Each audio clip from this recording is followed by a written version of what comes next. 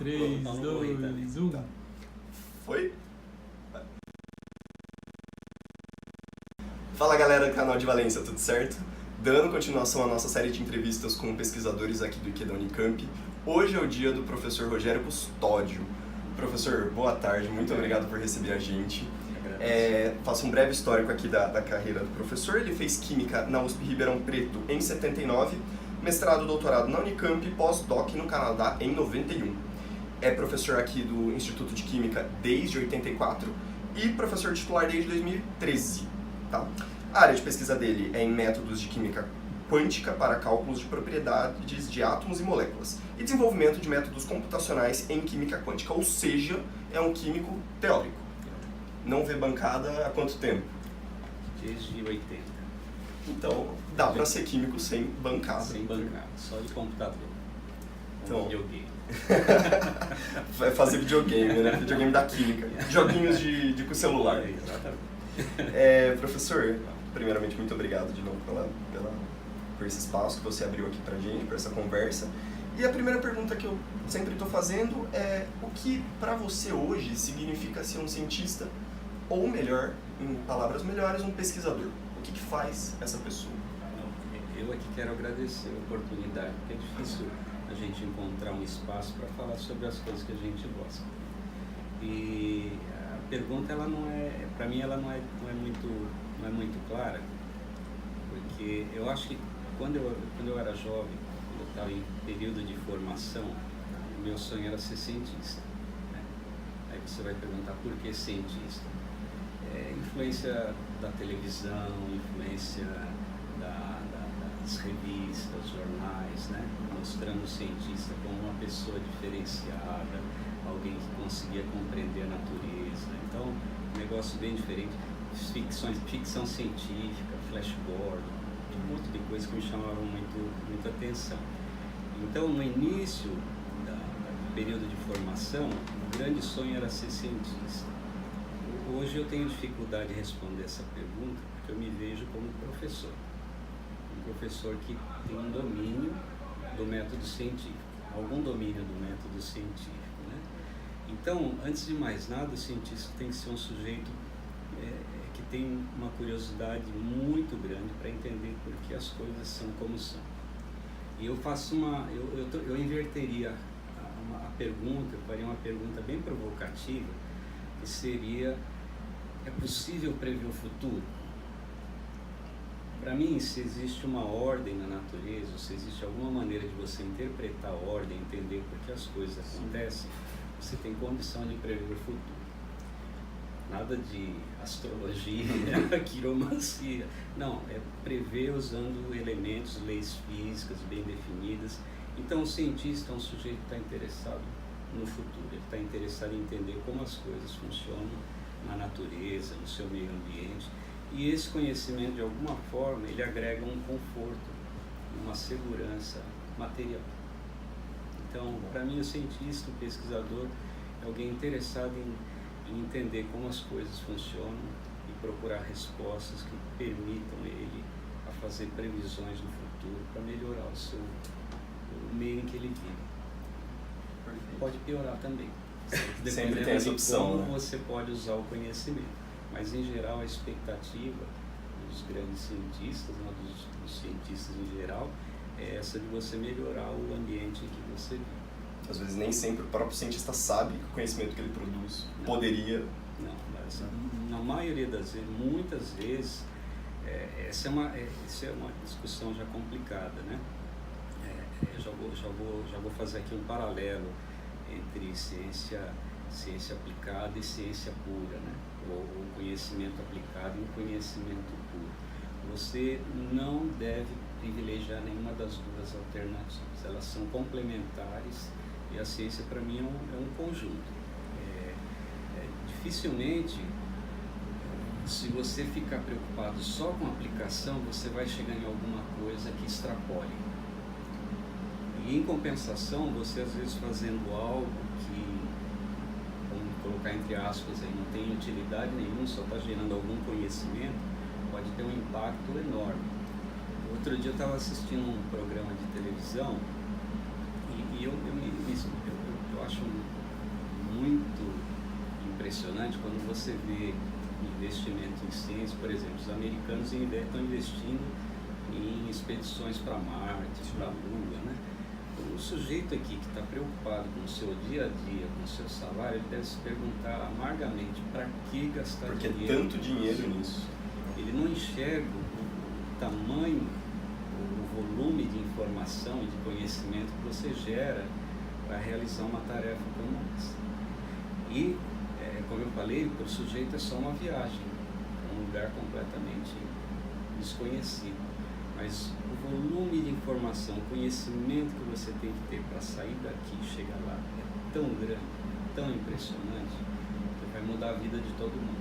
Não só daqueles que foram, não só do conhecimento que você vai adquirir quando você estiver lá, mas vai ser um conhecimento fabuloso que vai mudar as condições de vida.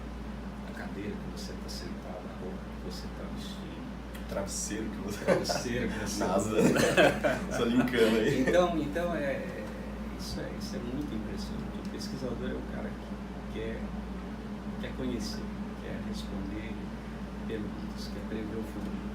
Então já que você citou isso também, porque lá em 79, quando você se formou em químico, por que químico? E por que depois pesquisador? Eu acho Teve algum momento assim que... Não, desde criança. Desde criança. A penteadeira da minha avó era testemunha. Como assim?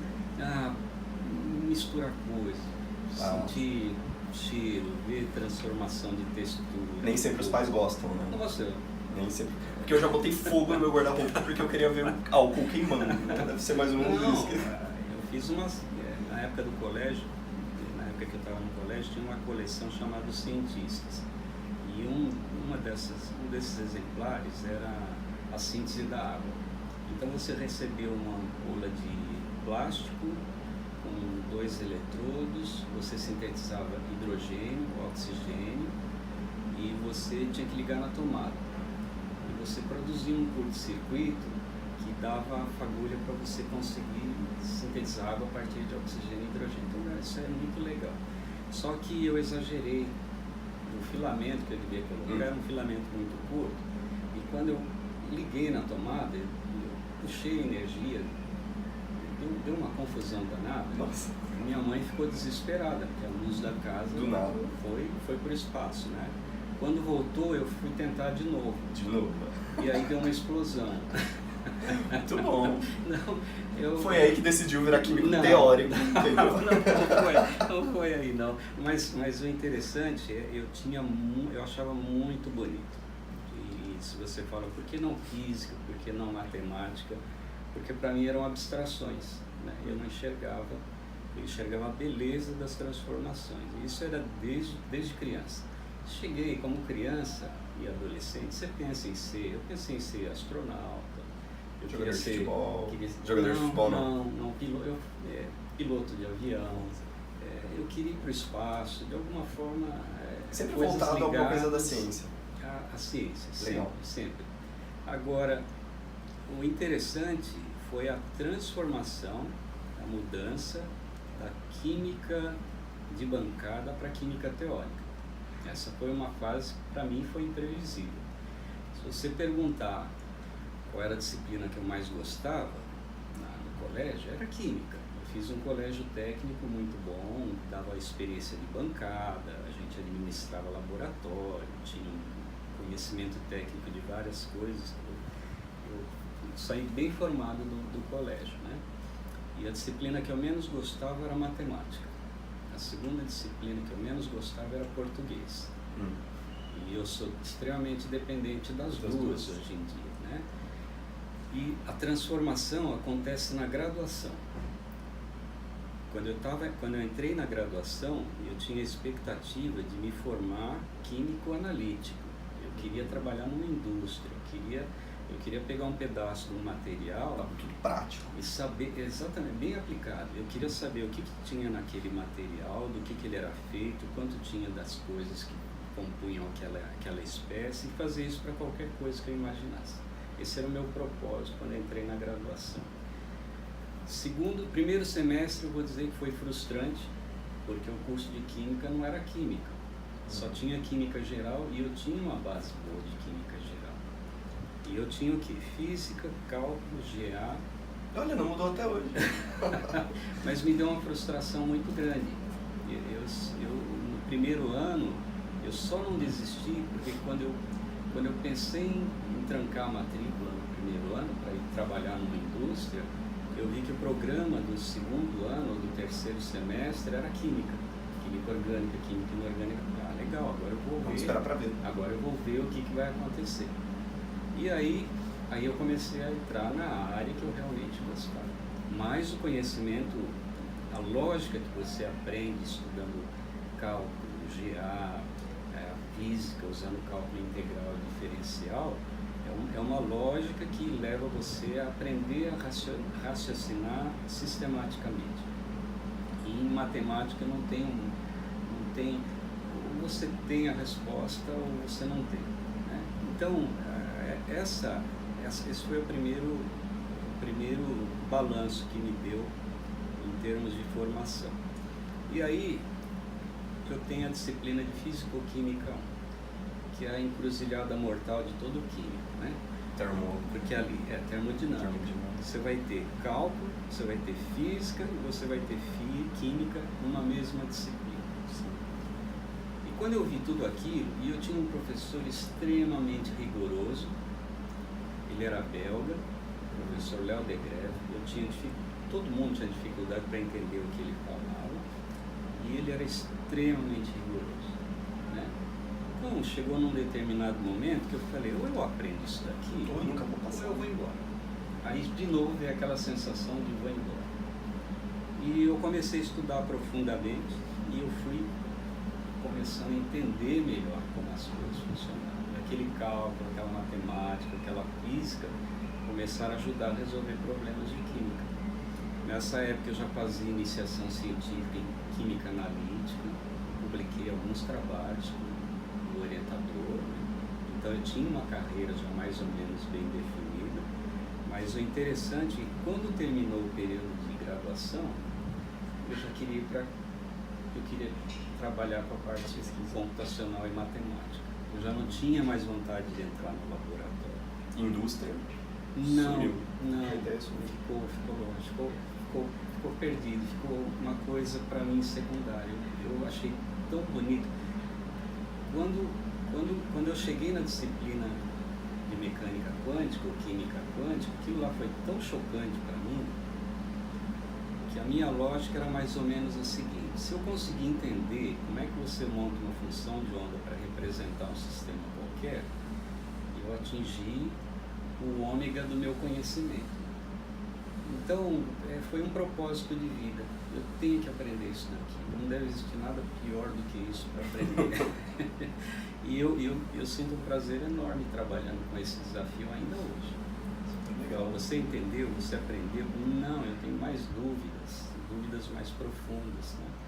Então, quando aparece alguém aqui para me perguntar com o que você trabalha, a semana passada teve um aluno que defendeu, ele fez o exame de qualificação de mestrado dele e o trabalho dele é sobre cálculo atômico.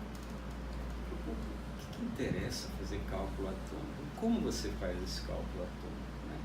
Quando a gente pensa em estrutura atômica, que informações a gente tem que dão confiança de que aquilo está certo?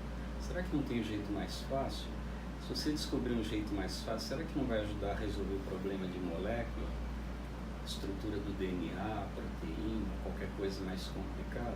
Então é um desafio. Então, já linkando a próxima pergunta, você poderia explicar o que atualmente, como pesquisador, você faz? Então, lembrando, né, que métodos de química quântica para cálculos de propriedade dos átomos e moléculas, que você já deu uma introdução, e desenvolvimento de métodos computacionais em química quântica. O que seria isso? Então, essa é uma vez, há muitos anos atrás, quando eu estava fazendo um mestrado aqui na Unicamp, né, eu encontrei um parente e ele me perguntou, a gente estava conversando, né, e ele falou, o que você estuda, o que você faz, né? falei, vixe, ele vai querer saber se eu sei fazer tinta, se Bom, eu sei fazer esmalte, né? Eu falei, caramba, como é que eu explico para ele que eu resolvi a equação de Schrödinger para sistemas, átomos e moléculas, né? Aí eu não sabia responder adequadamente. E isso me incomodou muito. Se você não sabe responder o que você faz, você não sabe o que você está fazendo. Então eu me preocupei muito em tentar dar uma ideia. Eu falei, você primeiro, do que você acredita que a matéria é feita? Né? Como é que eu posso entender a cor que eu estou vendo aqui nessa mesa? Ou por que esse tecido é mole? Do que eu acho que isso daqui é feito? Né? Então, se você começa a divagar sobre que essa coisa é feita, eu tenho mais de uma maneira de representar essa estrutura. Posso representar macroscopicamente, ou eu posso tentar quebrar ela em pedaços pequenos e tentar entender um pouco desse pedaço pequeno. Agora, quanto pequeno? Então, se a gente usa essa lógica, você pode chegar na ideia de átomo. Aí, quando você chega na ideia de um átomo, você fala, mas do que ele é feito? E não só do que ele é feito, como é que eu posso representar matematicamente esse tipo de estrutura? Representar matematicamente essa estrutura me permite fazer previsão do comportamento das propriedades desse tecido, ou da minha pele, ou do ar, ou de qualquer coisa. Então, no fundo, a boa parte do que eu faço, a química teórica, eu acho que ela tem 3 divisões, né? Ela tem uma divisão de pessoas que aplicam métodos que já estão prontos. Então, você encontra hoje programas que calculam uma infinidade de propriedades de tamanhos diversos, desde coisas muito pequenas até coisas muito grandes. Então você tem uma parte que é aplicada. Uma parte grande das pessoas em fase de formação trabalham nessa linha para ver como a coisa funciona. Tem uma outra parte, que é um grupo um pouco menor, que trabalha com...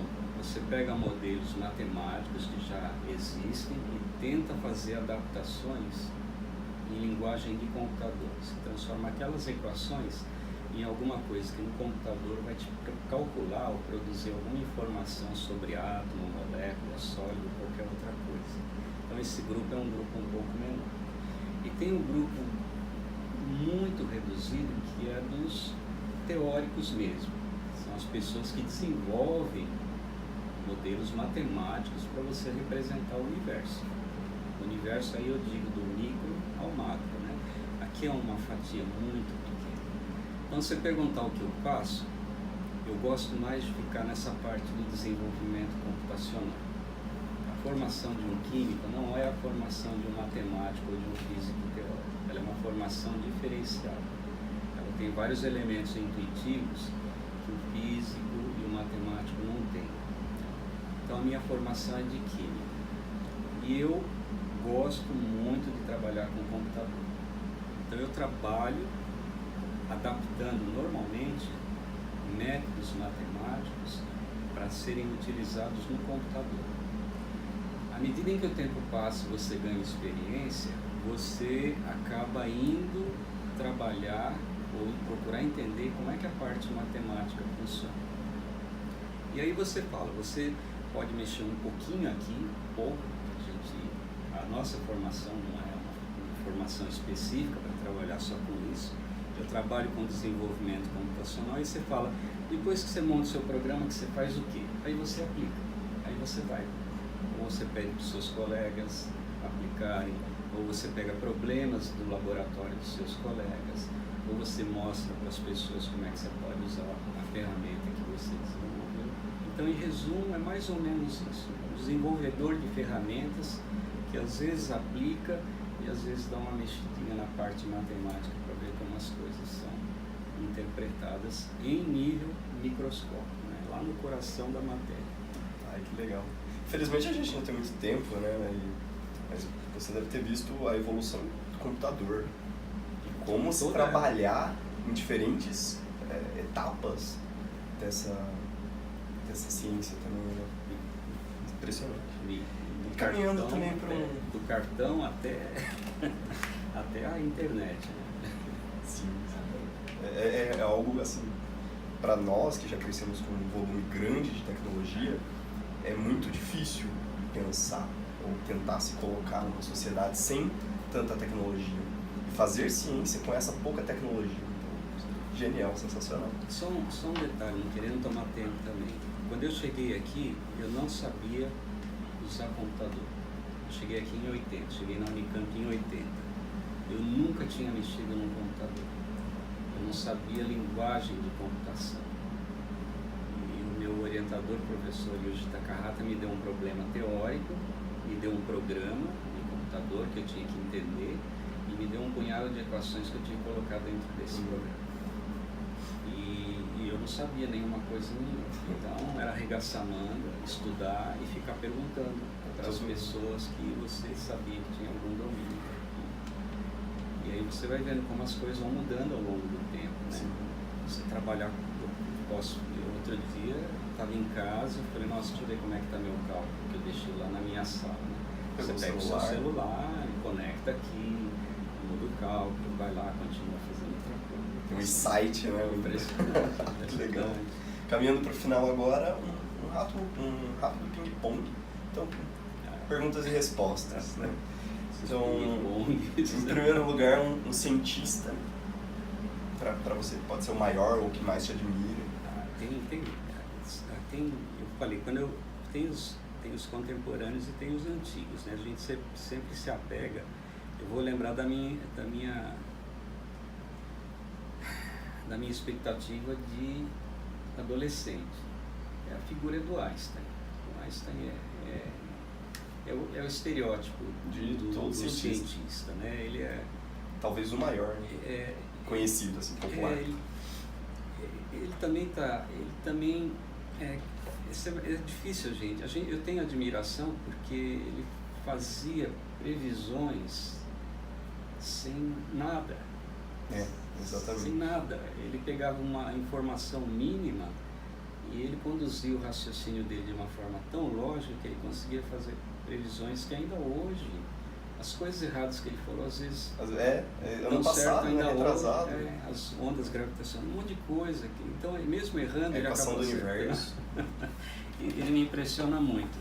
Mas, em termos de cientista de maneira geral, em termos de química, eu vejo Lavoisier.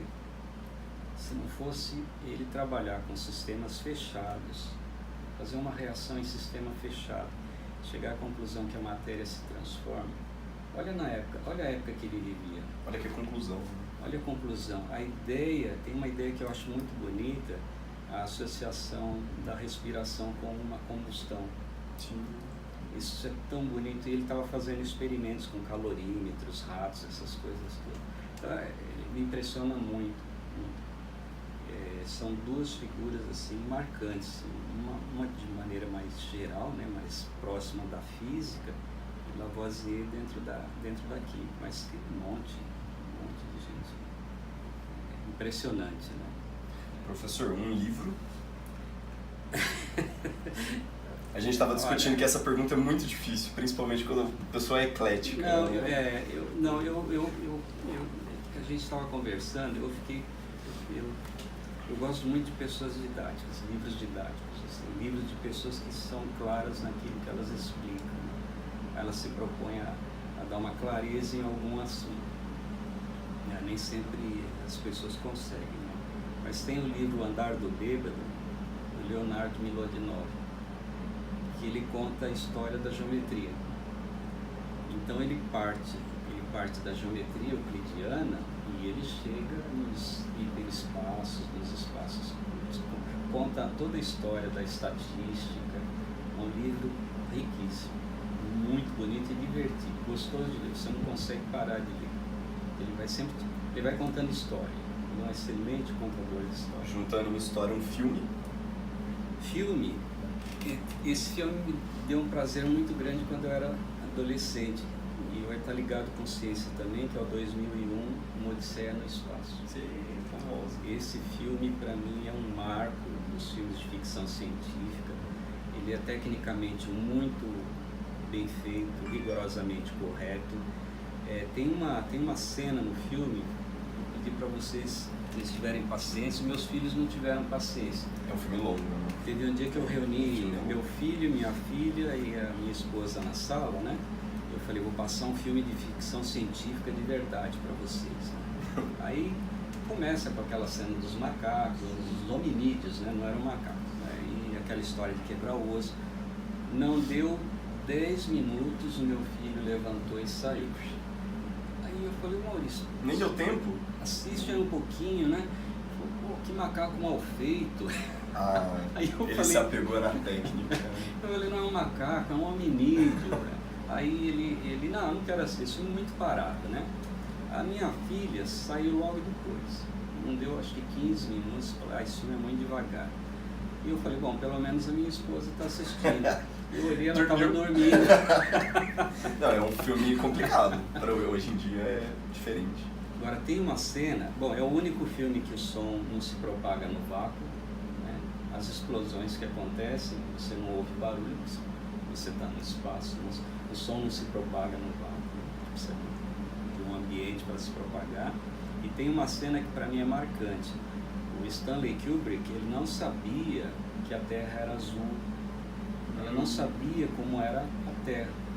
Então tem uma cena, logo na segunda parte do filme, em que o pessoal está fazendo uma viagem no espaço e na janela da nave aparece uma imagem da Terra.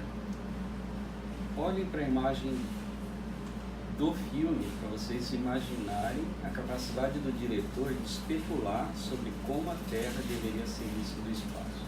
Ele não sabia, ninguém sabia. Coisa que o Gagarin foi, mas é impressionante, impressionante. Um filme é uma joia, mas tem que ter paciência. Agora, Oral Schrödinger. Oral Schrödinger? Não tem que ter porquê. Não, o Bohr era extremamente criativo. Ele era criativo, ele era um visionário, né? Ele era uma pessoa que ele criou um ambiente em que ele tinha contato com muitas pessoas diferenciadas na época. Ele era um líder, né? Ele se colocou como líder, né? Ele puxou, ele tinha curiosidade, ele conseguiu puxar para o ambiente em que ele trabalhava pessoas brilhantes. E ele tinha uma capacidade de gerenciar ideias, né? Uma das ideias importantes é a ideia de você tentar imaginar que a periodicidade dos elementos está relacionada com a estrutura eletrônica. Ele não tinha capacidade de explicar isso usando o modelo do átomo de hidrogênio dele, que é um modelo furado, né? Mas ele tinha a intuição de que o caminho era aquele. Então ele é uma pessoa diferenciada. O Schrödinger é um sujeito assim, ele teve sacadas geniais. A equação que ele produziu, ele não produziu porque ele estava pensando no problema. A tese dele não tinha nada a ver com isso. Pediram para ele preparar um seminário. Tinha um burburinho da história da onda-partícula do de Broglie, né? E aí alguém sopra no ouvido do Schrödinger e fala, pô, isso deve ter um jeito de usar ou transformar isso em alguma coisa mais formal, né? Você não quer dar um seminário pra gente? Ele foi e desenvolveu as equações fundamentais da mecânica quântica. Estavam certas? Não, elas estavam incompletas. Ele não levou em consideração relatividade, não falou de spin, que já era conhecido na época. Então, ele era um cara assim, de uma criatividade fabulosa, né? Mas ele é uma pessoa, só para dar uma ideia, ele se desencanta com a mecânica quântica, depois das discussões com a dificuldade de interpretação.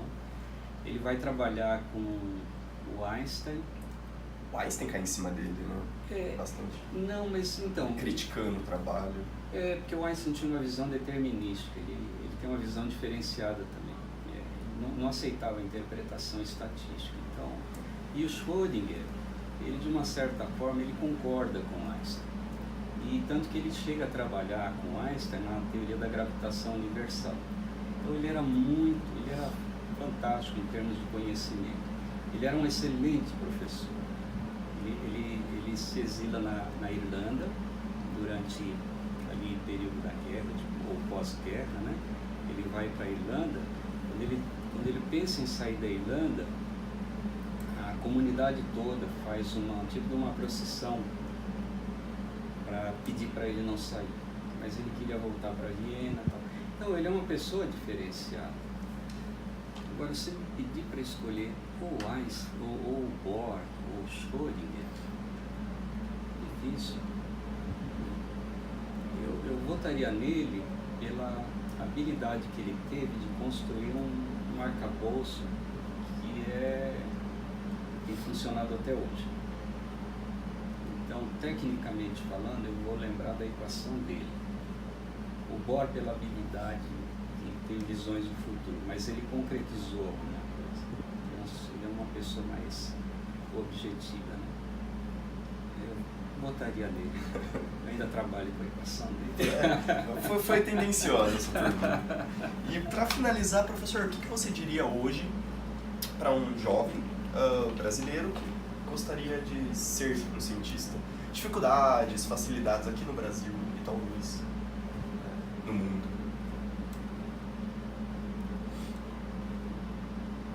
Eu não diria só para a ciência, eu acho que para qualquer coisa. Às vezes, eu já vi muita gente. Eu vou dar um exemplo pessoal. Antes de eu vir para cá, eu trabalhei em outros lugares. Quando eu era moleque, eu trabalhei numa fábrica de grama. Eu fui técnico de laboratório num colégio em São Paulo. Eu dei aula na Unesp durante um ano. E é curioso, porque às vezes, muita gente, por causa, às vezes, da sua condição de vida, está sempre preocupado em ganhar dinheiro. Você pode seguir essa carreira, não tem problema, essa linha de raciocínio sem problema nenhum. No meu caso, eu nunca me senti bem só pensando no dinheiro. Você às vezes faz coisas que você não gosta. Eu já tive um salário muito bom em outras ocasiões, né? Em outros níveis de vida. Eu tive salários bons, mas eu fazia coisas que eram frustrantes. Né? Você no fim do dia está chorando em casa, se perguntando o que você faz, por que você faz aquilo. Então eu não pensaria só na pessoa que está em dúvida. Eu acho que ela tem que procurar descobrir o que ela gosta de fazer na vida. Agora, para ela descobrir o que ela gosta de fazer na vida, ela tem que se informar.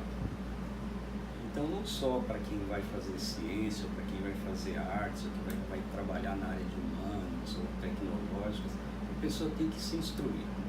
Né? E se instruir significa, às vezes, procurar... Vou voltar no meu próprio exemplo. Uma pessoa que não gostava de matemática e hoje trabalha com isso. Um sujeito que estudava para as provas de física para passar e hoje adora ler. Outro dia eu estava falando na sala de aula, né? Eu comentei que quando eu vou para a praia, eu não fico nadando. Eu fico sentado num bar, em geral você pede um peixe, pede um suco, uma caipirinha, e você fica naquele ambiente agradável, com uma sombra, vê as pessoas passando, e você tem um livro de química quântica do lado que você fica lendo. De repente você tem uma ideia. Já aconteceu, por exemplo, eu estar estudando na mesa, na praia, assim, rabiscando algumas coisas, e aí a pessoa que está te servindo fala: você é professor de matemática? Eu falo: não sou, mas nossa, eu sempre quis entender isso. Não, e aí você começa um papo. Você já puxou, senta aí que eu te explico. Não, mas aí já aconteceu uma coisa interessante. Uma dessas pessoas, várias já fizeram isso, né? Mas uma delas começa a revelar o seu outro lado. Fala: puxa, eu queria fazer arquitetura. eu não fiz por causa da matemática.